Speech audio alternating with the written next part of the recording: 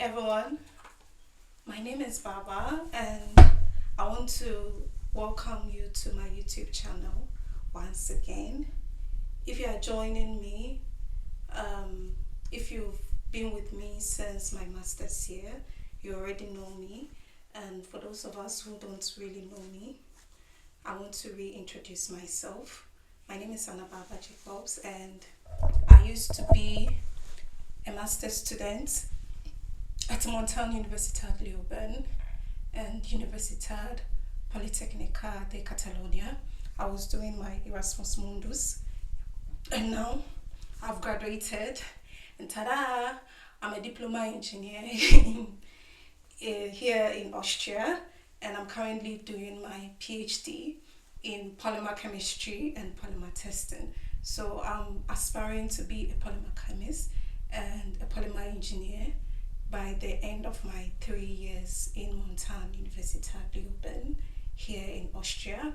And I love languages, I love to read, I love to do content, YouTube and TikTok content. So if you see me on your TikTok FYP, I welcome myself on your FYP. And you can also follow me on TikTok, Engineer Baba, for lifestyle content. But if you want to follow me for scholarship content, you can. I'll create a new TikTok channel for that too. But here on YouTube, we talk about everything scholarship. So let's set the ball rolling. Last year, I think 26th April, last month, sorry, I also work in Dear Young Graduates, and last month we started with a scholarship workshop, a scholarship course called Scholarship 101, and we are halfway through it. However, we've decided to take a 2-week intermittent break for relaxing, for the attendants to just reflect on what they've learned and everything. So today, I will talk about Scholarship 101, what we've done so far. I'll just give you a bit of pointers. So today is Scholarship 101 Rewind with me, Ann-Baaba. Okay. So, today we'll talk about we started with the introduction to scholarships. And in the introduction to scholarships, our co-founder, Dr. Lois, was the one who took us through Introduction to Scholarships, where we talked about the different kinds of scholarships that we have. Conventionally, the scholarships are divided into 2 types. We have the fully funded scholarship and the partial scholarship. As the name goes, with the fully funded scholarships, everything is covered. Your expenses, your school fees, your accommodation, health insurance. They even give you monthly stipends for just to be comfortable in the country that you are in. And for me, I think that the fully funded scholarship is what everyone should be aiming at. And the partially funded scholarship, it's half or partial. It can be 3/4 or half or just 1/3, depending on the partial scholarship that you are on. And a lot of people actually go for loans just to fund themselves when they are under these partial scholarships. And it's very stringent, it's very stressful. Imagine as a student in an international country, in a foreign country, and you are working, you've gone for loan just to fund your academic life. So it's better to do the fully funded scholarship than to do the partially funded scholarship. But it's also your choice to do either of the two. And another type of scholarship or different categories of scholarships that we have under the fully and the partially funded scholarships are the government funded scholarships, which are usually funded by the government. Example, the Chinese government scholarship, we have the Ghanaian government scholarship. We have the Turkish government scholarship. So they are funded by the government, and most of the times they are fully funded scholarships. And we have the organizational scholarships that are funded by a specific organization. For example, we have the MasterCard Foundation Scholarship. We have the Erasmus Mundus Scholarship, which is funded by the European Union. So these are also another kind of scholarship that we have. We have the DAAD Scholarship, which is funded by the German government. So it's under the governmental scholarship. Another category of scholarship we have is the what other scholarship do we have? Yes, we have the graduate assistantships. So these scholarships, they don't really come as scholarships. They come as in terms of work. When you are applying, and these are common in Canada, US, and I think UK.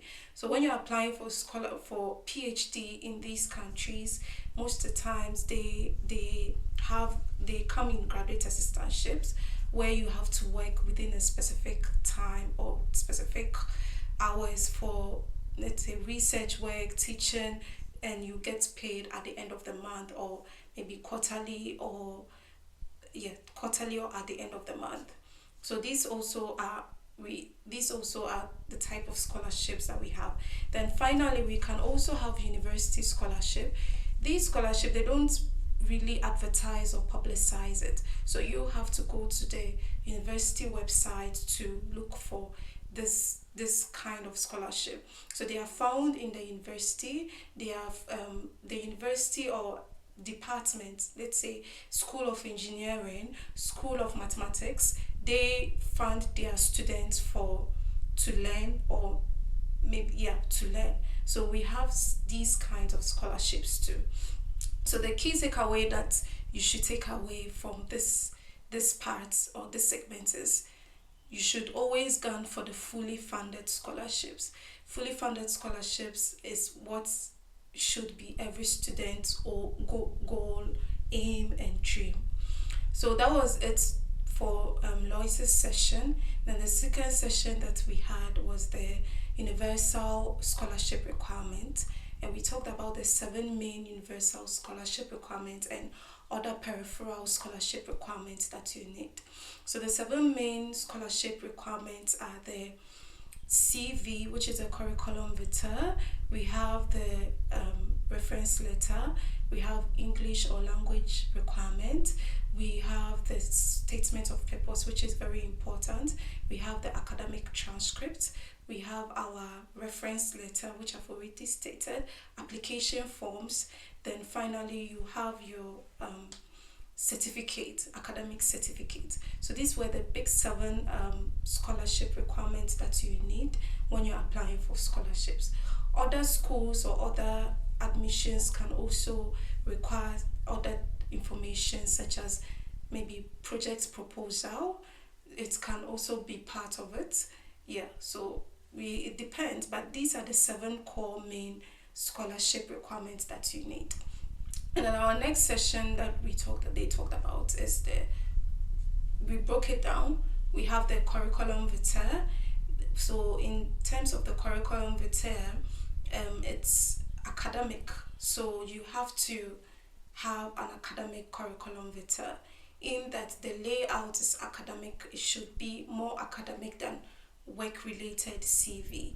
So in terms of the academic CV, the main components of the academic CV are your contact details, which is your full name, your email address, your phone number if necessary, and your LinkedIn address too should be there. That's the contact details. Then the second one is your school or your school experience, your school. So under your university, you have, most of the times you should do it, it's advised that you do it in a chronological order from your highest education to your lowest. So if you're applying for a PhD, your highest education will be master's, bachelor's, and let's say senior high. Don't include junior high school or your kindergarten. And when you're applying for masters, your highest will be your bachelor's, and your senior high, and let's say junior high school.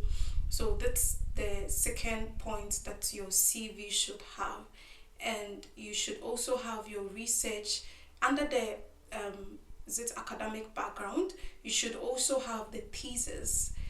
Let's say if you did your bachelor's as your highest academic experience, under it you should have your thesis topic or your dissertation topic stated, the title and the supervisor, and maybe a summary of what you did. Then we come to your work experience. Under the work experience, it's advised that you start with your research experience first. So your research experience, then your teaching experience. So if you're applying for PhD, I know that in Ghana, a lot of people who want to apply for PhD from their bachelor's, they usually do research assistantship.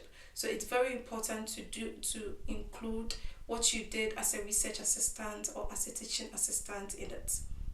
Then not finally, you can also add the scholarships or awards or grants that you've gotten in your academic life.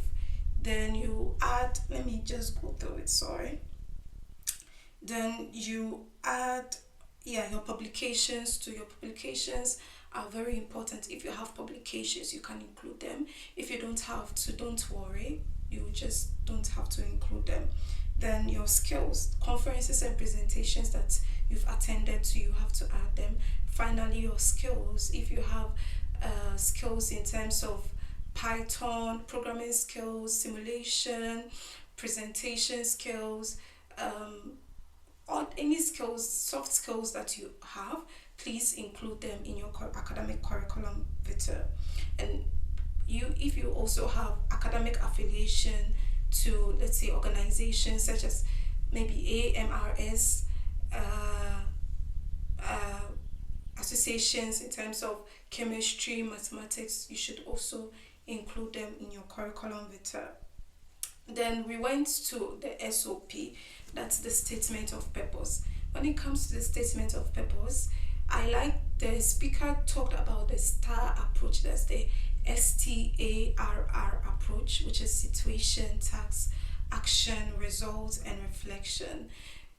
When you are writing your SOP, it's also important or essential to have a very compelling hook. Hook is when the admission or the scholarship officer is reading your SOP, immediately they read the first line, it should hook them. It should just hook them. So you should have a compelling SOP because a lot of people are applying for this same application or this same scholarship. So if you don't have a very good SOP, they don't have time. So they'll just discard your SOP or they just put it aside. So it's very important to have a compelling hook, and you should state as emphatically your skills, what you did in maybe your research work, your experience, your skills, and your goals, and your long-term and short-term goals is also very essential to state in your SOP. But always have a very specific outline. It should be coherent. It should flow like you are writing a story, you are telling them a story. So you should flow in your SOP. And in order for you to flow, it's very important to use a specific approach like the STAR, the situation, task, action, result, and reflection approach, where it will help the reader to follow your story. So they are like pointers. Every paragraph has like situation. Maybe one paragraph is the situation, the next paragraph is the task, the next paragraph is approach, result, and reflection. So you pick a specific situation depending on the application that you are going to apply to. For example, if you are applying to a master's in material science and engineering, and you are very good, or your track or your interest is in polymers, you should create a story around polymers where in a specific situation you did this in maybe a research work under polymers. This was the situation, this was the task, this was the approach, this was the result. And in any one of them, you should state, for example, in the task, you should emphatically state the task that you did, the instrumentation or the things that you use to accomplish the task, like the softwares, the instruments, the equipment that you used, and what you learned, the action. And the action is where you state the equipment, the instruments, the simulation method, the evaluation method that you use, and the result and the reflection is what you learned from that and how it's improved on your research work, your academic life, etc. So this is what we talked about. And yeah, I think that was it for the CV, the statement of purpose. And also, when you're applying for an international, for a school, a university outside of Ghana or outside your home country, make sure you have your passport ready. You can't say you want to fly outside and you don't have a passport ready for that. So please kindly make sure you have your passport prepared.